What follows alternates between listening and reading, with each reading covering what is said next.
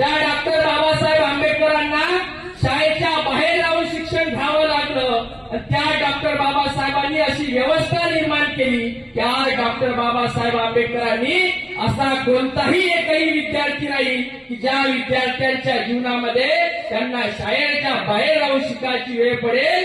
त्या बाबासाहेब आंबेडकरांनी शाळेच्या बाहेर राहून सर्वांना शाळेच्या आतमध्ये बसण्याचा अधिकार दिला.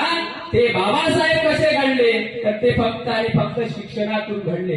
म्हणून ते असं म्हणतात शिक्षण हे वाघिणीचं दूध आहे आणि तो जो प्राशन करेल तो गुरगुरल्याशिवाय राहत नाही.